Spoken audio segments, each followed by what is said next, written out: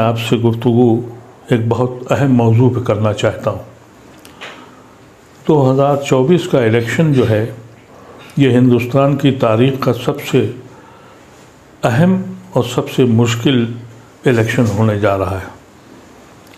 1952 के इलेक्शन के बाद मैं समझता हूँ ये 24 का इलेक्शन है जो इस हिंदुस्तान की तारीख़ लिखेगा। 1947 में जब ये मुल्क बटा उस वक्त कुछ लोग इस मुल्क को छोड़ के चले गए और काफ़ी बड़ी तादाद उसने गांधी की आवाज़ पर, मौलाना आज़ाद और नेहरू और उस वक्त के काबरीन की आवाज़ पर अपनी किश्तियाँ जला दी, एक जिना को ठुकरा दिया और ये फ़ैसला हुआ। जो कैफियत 1947 में मुसलमानों की थी, आज 2024 में हम वहीं खड़े हैं। उस वक्त के काबरीन ने एक राय दी कि भाई तुम यहाँ आके रहो, हम साझी विरासत में रहेंगे।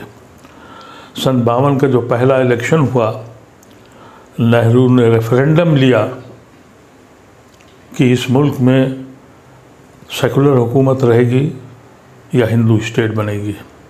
उस वक्त की आवाम ने यह फ़ैसला किया और हिंदुस्तान के मुसलमानों को भी मसर्रत हुई कि उनका फ़ैसला सही था। हम मुसलमानों ने चाँद और सितारों की तमन्ना नहीं की थी, हमने सिर्फ यही चाहा था कि हम इज़्ज़त के साथ अपने भाइयों के साथ रहें। पिछले 10 साल से जो कुछ हो रहा है उससे इस मुल्क का किसान हो, मज़दूर हो और कारीगर हो, हर तबका फ़िक्रमंद और परेशान है। और बिलख़ुसूस मुसलमानों के लिए अब फ़ैसला करना है कि उनकी ज़िंदगी कैसे गुजरेगी। आपको इसमें एक हक़ाइक़ बताना चाहता हूँ। हमारी बर्बादी के बायस में हम खुद शरीक हैं। अगर आप हिंदुस्तान के तज़किया करिए तो 84 पार्लियामेंट्री सीटें ऐसी हैं जहां मुसलमान जिता सकता है या हरा सकता है। उसमें से 72 सीटें बीजेपी के पास हैं।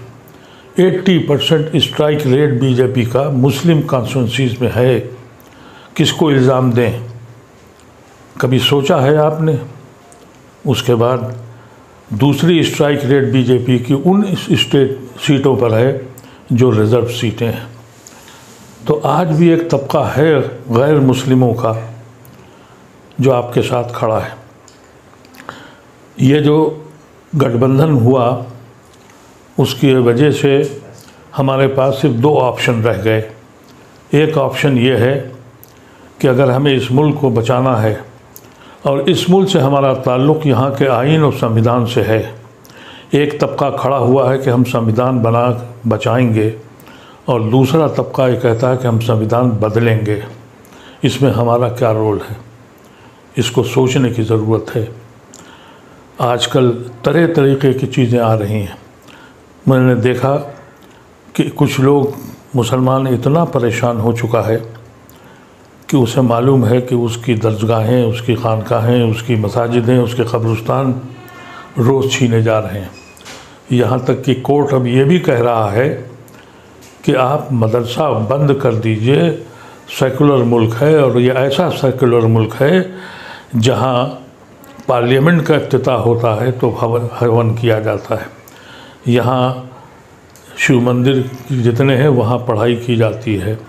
जब ये हालात हो जाएं फिर भी हम नहीं जाग रहे हैं। मैं आपसे गुजारिश करता हूँ कि अगर आप इस वक्त भी बहक गए, क्योंकि बहकने वाले लोग हैं, अभी बहुत से वाया मीडिया पॉलिटिकल पार्टीज़ ने निकाले हैं, उनकी सहयोगियों के साथ जुड़ने जा रहे हैं। कहते हैं कि ये फ़ला सहयोगी जो है उसके साथ हम जा रहे हैं, यानी मुस्लिम वोट को बांटने जा रहे हैं। ये बात कब आपकी समझ में आएगी कि वो इलाके जहां आप जिता सकते हैं और हरा सकते हैं। और 4 जून को इस मुल्क का फ़ैसला होगा और आपके मुस्तक़बिल का फ़ैसला होगा। मैं आपसे मुतब्बिनाना ख्वाहिश करता हूँ, सोचना शुरू कीजिए। कभी सोचिए आप कि हम गुनहगार हैं या नहीं हैं, हम कहाँ खड़े हैं। कभी हम इनके भाइयों की हैसियत से हिंदुस्तान में रहते थे, आज उसी दर पे गुनहगारों की तरह बैठे हैं। सुबह और शाम हमको ये बताना पड़ता है कि हम देशभक्त हैं, देशद्रोही नहीं हैं। इतना सब होने के बाद भी मुसलमान सोच नहीं पा रहा है। और कुछ लोग हैं जो कहते हैं कि हम पासबंदा हैं और फलाना अशराफ है। जाके देखिए उन अशराफ की कोठियों को और उनकी हवेलियों को, जो जिन खंडरात में अब कबूतर के बसेरे हो रहे हैं। ये कभी देखा आपने? हुकूकत यह है कि पूरी मुस्लिम कौम पासबंदा है। अल्लाह तबारक व तआला मेरी ज़बान में इतना असर दे कि आपको दिलों में हिला सके।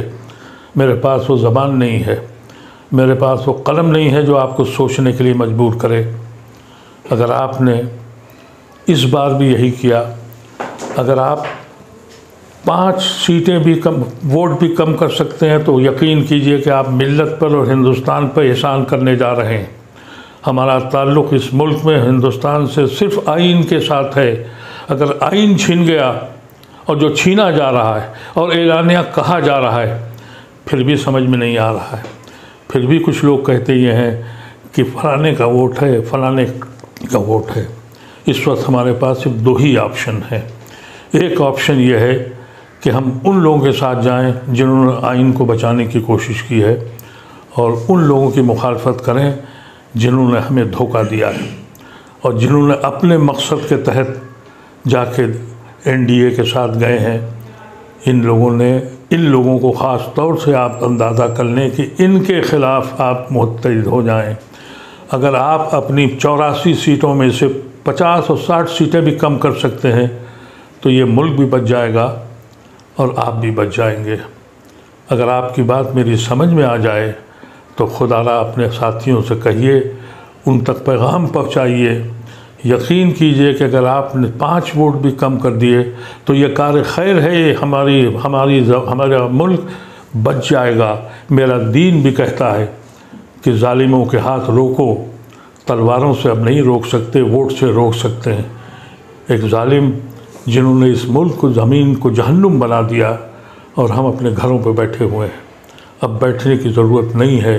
अब सिर्फ ये फ़ैसला कीजिए, कोई हो, अगर ये जीत गए तो जो लोग आपके साथ हैं ये भी हमको किस्मत के हवाले करके छोड़ जाएंगे। कितने छोड़ गए, कुछ तो दौलत की लालच में, कुछ खौफ की लालच में। और अगर ये दोबारा जीत गए तो फिर वो जो बचे के जो सेकुलर हिंदू आपके साथ खड़े हैं, ये भी आपका दामन छोड़ देंगे। फिर आपके बच्चों का क्या हश्र होगा। और अगर आप जीत गए, इनको रोक लिया आपने, तो आपका वक़ार बुलंद हो जाएगा। आज आपकी हैसियत क्या है? कोई पॉलिटिकल पार्टी आपको घास नहीं डालती, आपको बुलाती नहीं है। यहाँ तक कि जो मुस्लिम कॉन्स्टिट्यूंसीज़ हैं वहाँ पर भी गैर मुस्लिमों को देती है और मजबूर है उनको जिताने के लिए। ऐसी शक्ल में एक बात सोचिएगा ज़रूर, और इस बात पर सोचिएगा कि ये एक आदमी जो बीमारी के बाद अपनी उम्र के साथ और बीमारी के साथ जिसकी आँखें अपने रब से मिलने को बेचैन है, ये उसका आखिरी इलेक्शन है। मैं इलेक्शन का कैंडिडेट नहीं हूँ, लेकिन अपनी मिल्लत की तरफ देखता हूँ तो दूर दूर तक कोई दिखाई नहीं पड़ता। सारे इख्तलाफात छोड़ दीजिए, सारी जमातें छोड़ दीजिए, अशराफ व पासमानदा छोड़ दीजिए। सिर्फ़ एक फ़ैसला कीजिए कि इस मुल्क के कानून को, इस मुल्क के आइन को बचा लीजिए। हमारे बुज़ुर्गों ने इसी आइन की रोशनी में हमने अपने मुल्क को, एक मुस्लिम मुल्क को छोड़ दिया था। इतना सोचना ज़रूरी है। बहुत बहुत शुक्रिया। अगर आप मेरी आवाज़ से आप मुतमईन हो तो खुदारा अपने आवाज़ को दूसरों तक पहुंचा दीजिए और इस पर सोचिएगा, सोचिए और फ़िक्र कीजिए और अमल कीजिए। बहुत बहुत शुक्रिया।